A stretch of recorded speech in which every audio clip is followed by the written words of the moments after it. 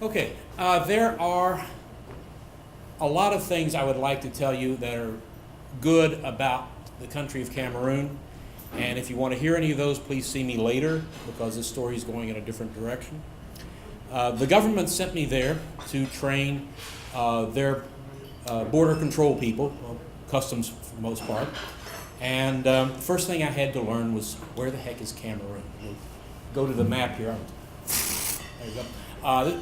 In the continent of Africa, there are 54 recognized countries, and Cameroon is on the west coast, just above the equator, below the hump, on that western hump, and its northern neighbor is Nigeria. We went over there, and our venue was going to be in the port city of Douala, which is also the largest city in Cameroon. We were, to narrow it down, we were in a hotel with the former restaurant on the penthouse level was the venue for the training, and we were living, of course, down below that, and commuting by elevator is the best thing I've ever done. It's just wonderful. It was a 3-week course, and about halfway through, I was sitting in the dining room on the second floor one morning having breakfast. I don't know where the rest of the team was. We usually did our morning routine separately and then would hang together the rest of the day. And I'm thinking about what I've learned so far during the earlier part of the week. And things that stood out to me we took a field trip. We were in a bus, kind of half-size bus, and we got stuck in a traffic circle. It was a large traffic circle. There weren't any buildings. It must have been on the edge of the city. And cars and trucks and buses and everything were just kind of jammed up. I'm sitting behind the driver and right next to our interpreter. Up in front, in the wide grassy center of the circle, there are a number of pedestrians, as there are also around the outside perimeter. And something was going on. I couldn't quite figure it out. And so I turned to the interpreter. I said, "Do you know what's happening here?" And he says, "Oh yes." He says, "That man," and he actually was pointing to a cluster of 3 men. There were 2 who seemed to be holding the one in the center. He says, "That man stole that woman's purse."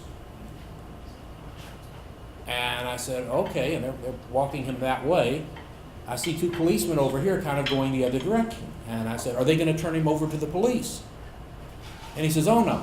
He says, "Because if they took him to the police station, he would be back on the street before they finished the paperwork." So, okay. He says, "They're going to show him to that woman and say, 'Is this the man who took your purse?' And if she says yes, then they'll kill him."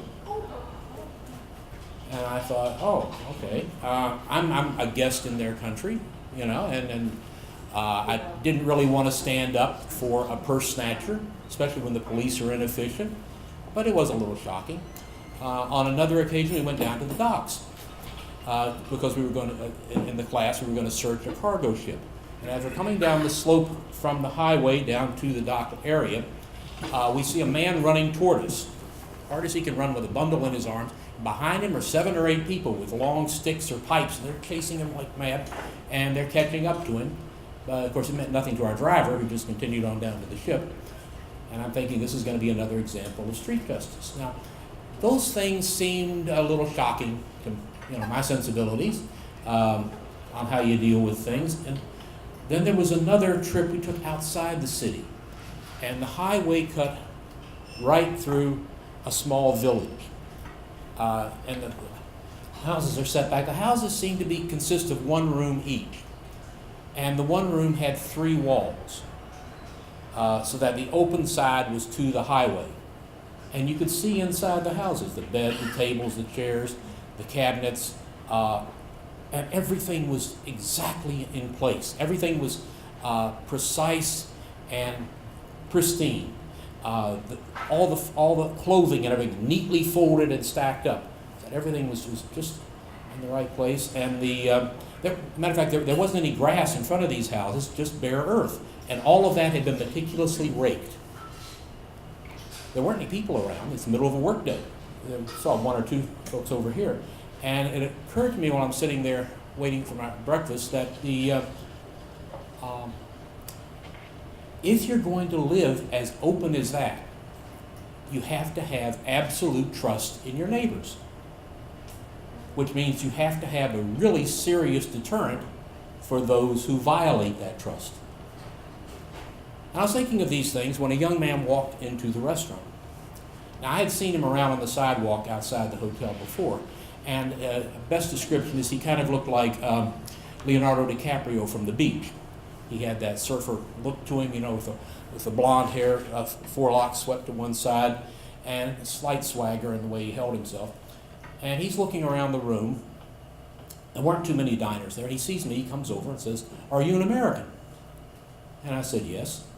He sat down and said, "So am I. I'm from California." He says, "Are you here on business?" I said, "Yes." And he said, "Well, I'm not a tourist."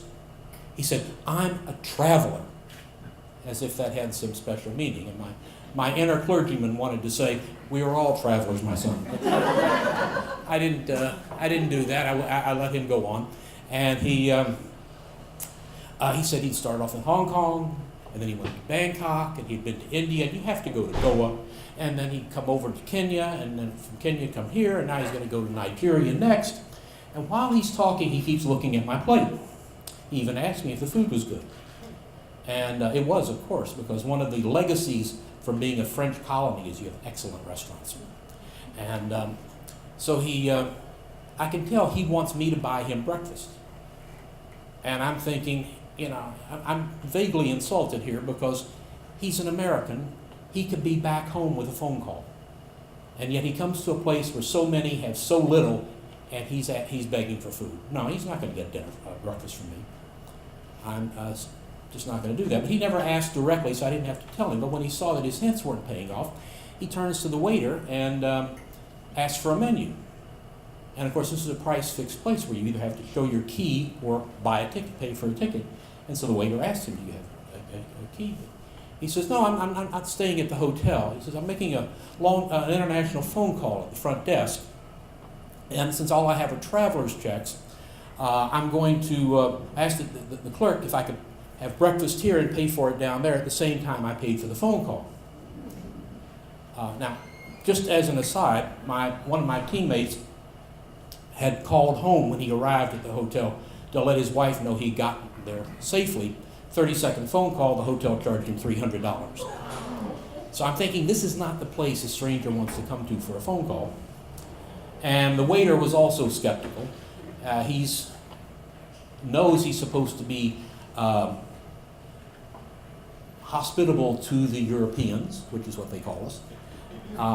But something in the story is not right. And I can see, he's looking at that kid. And of course, our traveler is saying, "Oh, it's all right. I've done this before. Everything's fine down there. You just go ahead." But finally, the waiter fell back on his prime directive: no key, no ticket, no meal. And so the kid finally gets up and he looks around and walks out. And as he's leaving, I'm thinking about the seaport and the traffic circle. And I'm thinking, this is not going to end well for this young man. So I went upstairs to our class, and where one of our participants was the former head of the Immigration Service.